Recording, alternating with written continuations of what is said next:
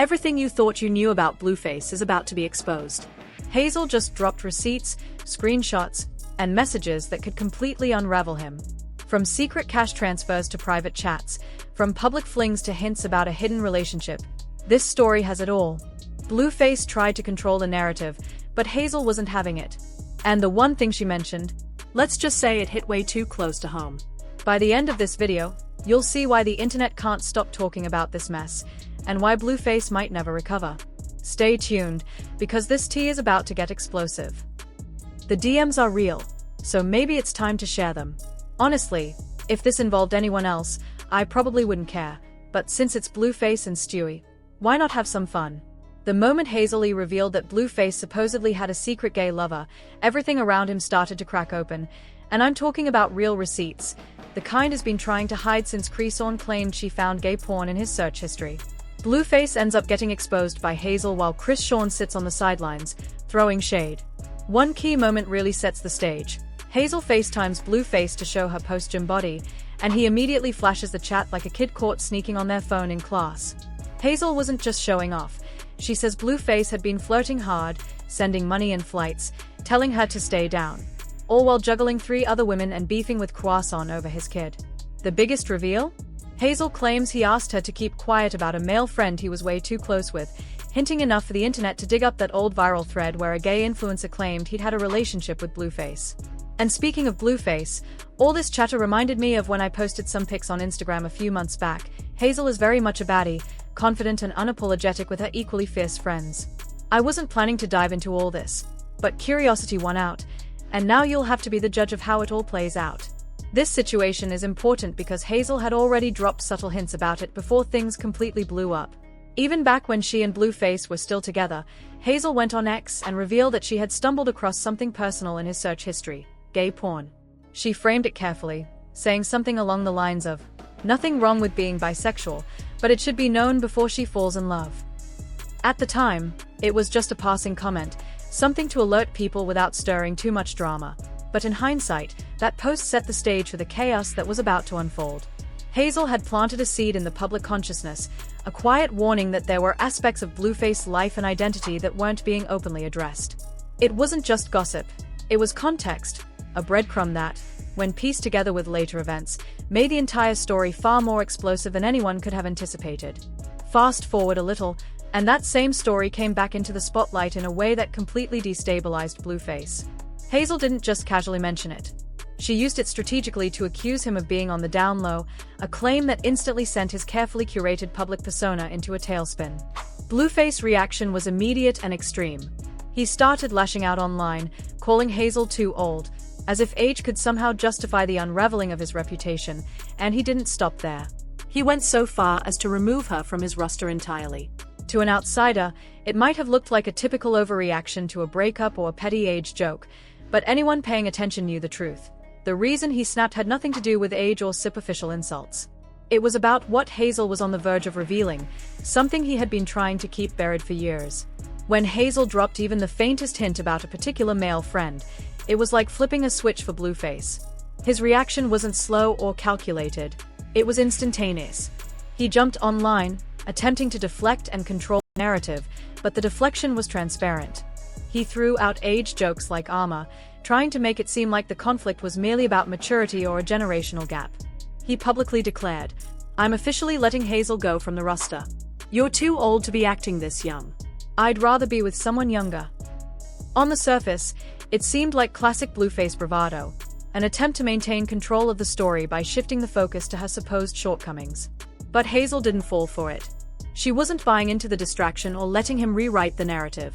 Hazel's response was sharp, precise, and public.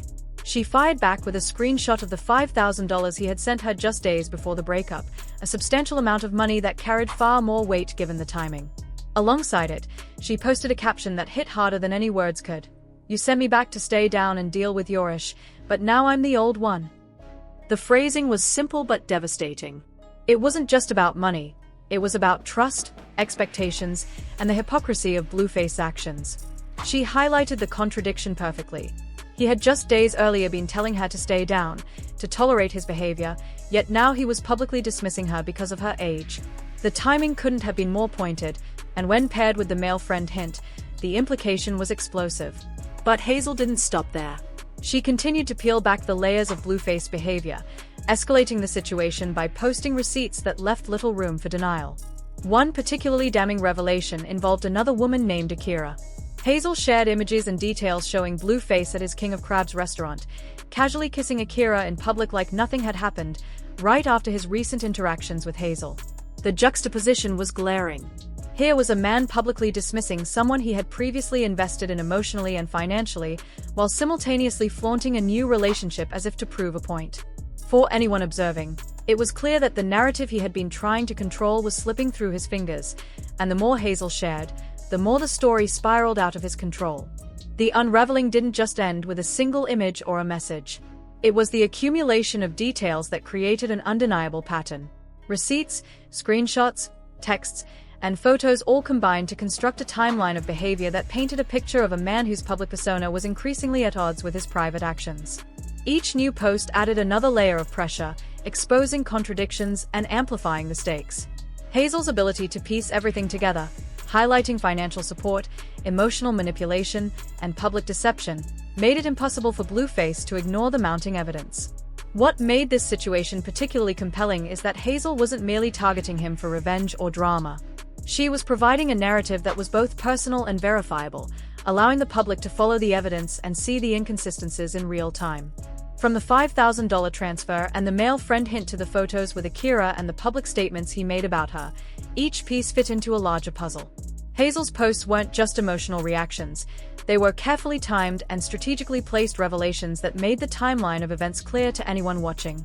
In the end, what started as a subtle hint on social media became a full-blown public spectacle. Blueface's attempts to deflect and control the narrative failed because Hazel's evidence and timing were precise. Every post, every screenshot, and every caption she shared not only exposed specific actions but also revealed deeper patterns in his behavior. By bringing financial, personal, and public elements into the same conversation, Hazel ensured that the story wouldn't just fade away.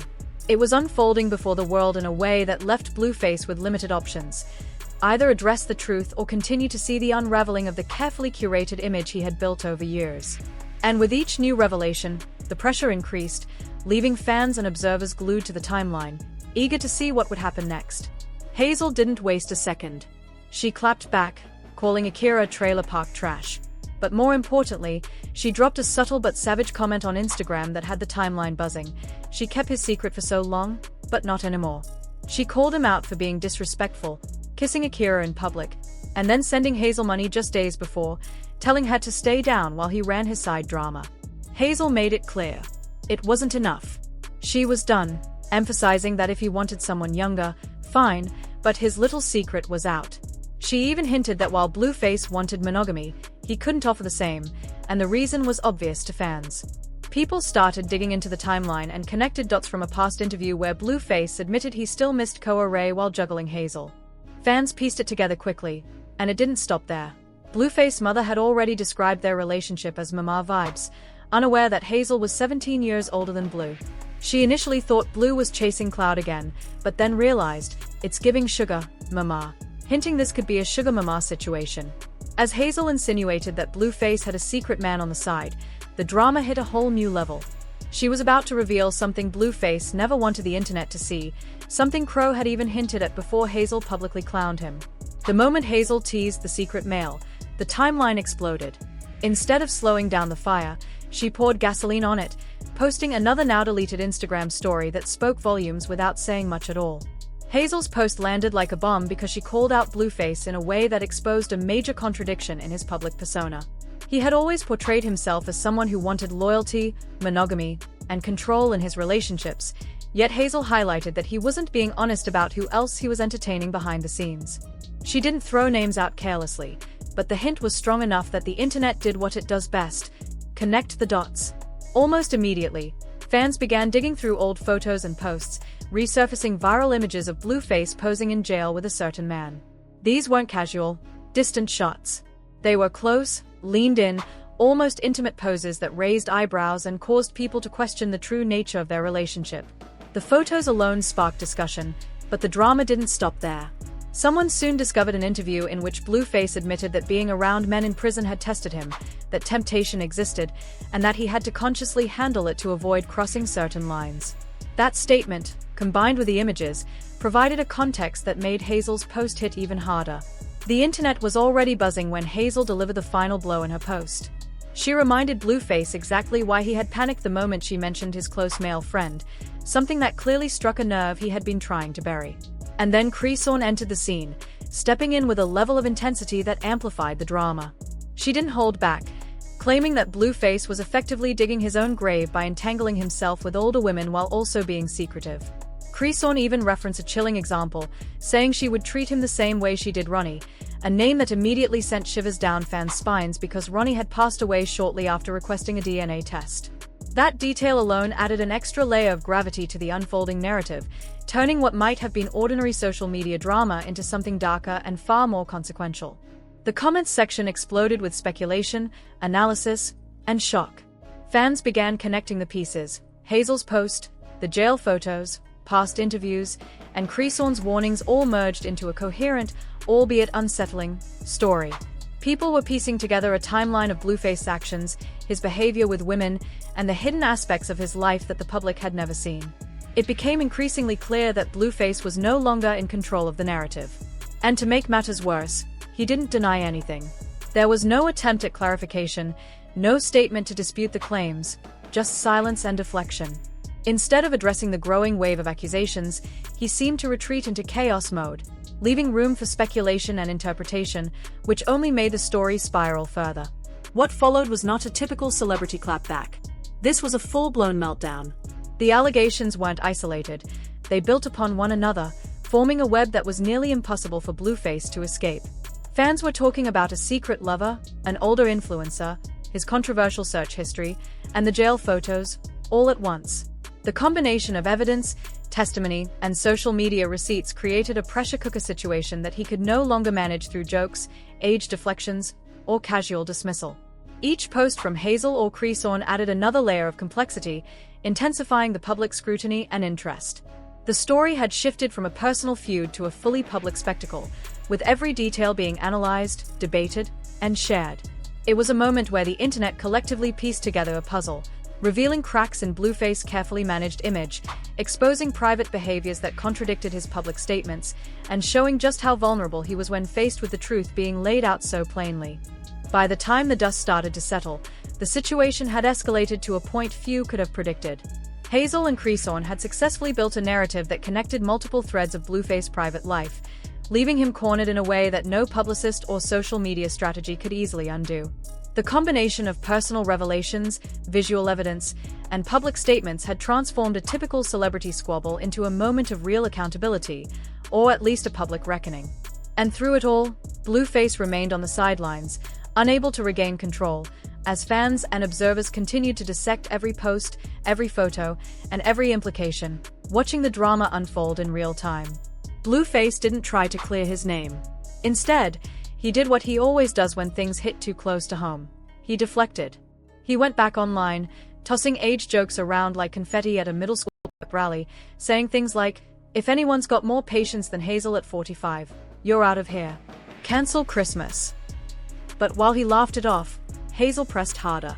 She shared another set of now-deleted messages showing Blueface checking in late at night, apologizing for being busy, and telling her to stay down and not switch. One particular line immediately caught everyone's attention. "You know how things get when I'm around him." The hint about his male friend suddenly made sense, lining up with the nights he went MIA after being seen with the same guy from the jail photos. Then Hazel dropped a line that made everyone stop. "I'm too old. You're a convicted felon. Let's start there." This wasn't just a breakup argument. It was Hazel peeling back layers Blueface had avoided addressing publicly for years. And just when he thought he had the narrative back, Creason posted a viral clip of Blueface asking his own son if he was gay, a moment that had already sparked questions about his parenting. In the clip, Blueface says, "You gay or something? It's cool if you are. I still love you," followed by reassurance and support, but the internet immediately connected it to the ongoing drama, adding yet another layer to the unfolding storm. Here's the thing, nobody was criticizing what Blueface said in the clip, but it added fuel to the narrative Hazel was building.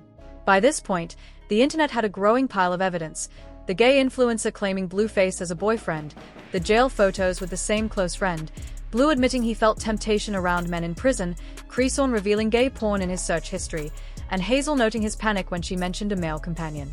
Instead of addressing any of it, Blueface went back online, showing up publicly with Nah, the woman from his Baby Girl music video, which only raised more suspicion given the timing.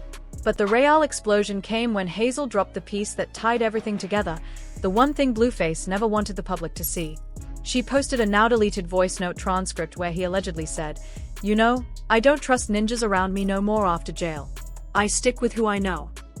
Fans immediately connected it to an earlier clip where Blueface joked about LGBTQ gangs in prison, laughing but looking slightly tense, and discussed how being locked up around men for too long had affected him mentally, forcing him to handle temptation. Suddenly, the joke and the confession aligned perfectly with Hazel's timeline, making the story hit even harder. Blueface's carefully crafted image began to crumble as Hazel continued exposing him, not by calling him gay, but by highlighting how secretive, panicked, and dishonest he had been about his most vulnerable moments. While he acted unfazed publicly, posting jokes and eating seafood with Nah, trying to drown out the noise, Creason delivered a devastating blow. She reposted an old clip where she confessed regrets about having their son, pointing to the evil too close to him. Patterns of behavior, secrets, and consequences carried over from Blueface, his family, and the environment around them. This landed even harder than the first time she spoke out because it hinted at deeper issues beyond cheating or disrespect. Hazel and Creason were showing the cracks in his character that kept leaking in moments he couldn't control. And even with Hazel resurfacing receipts, jail photos, his own interviews, and Creason clapping back publicly, the web of revelations kept tightening around Blueface, leaving his narrative unraveling faster than he could respond. Blueface still hasn't answered the real question: why did mentioning this one specific man make him crumble so quickly? And this is where everything lands. Hazel didn't just spill the breakup tea. She cracked open a door he'd been warned to keep shut for years. In just hours, a mountain of evidence emerged: the $5,000 transfer receipts, texts showing him panicking when his male friend was mentioned, his own interviews about temptation in prison, the gay boy gangsters clip, jail photos under scrutiny, a gay influencer claiming a relationship with him, Creason resurfacing his search history, and Hazel pointing out that the evil surrounding her son came from him and his own family. And yet, Blueface couldn't deny a single detail. All he did was deflect, calling Hazel old while hopping from girl to girl, pretending nothing had touched him. But fans weren't buying it. The real question circulating online wasn't whether Blueface was gay. Hazel never framed it that way. It was why he reacted so strongly to this one man. Every time Hazel or the internet mentioned him, Blueface's mood flipped, revealing nerves and secrets he clearly wasn't ready to expose. Meanwhile, Creason sat back, laughing like someone who'd seen this play out months ago, knowing both Hazel and Blueface too well. His reactions were speaking louder than any screenshot.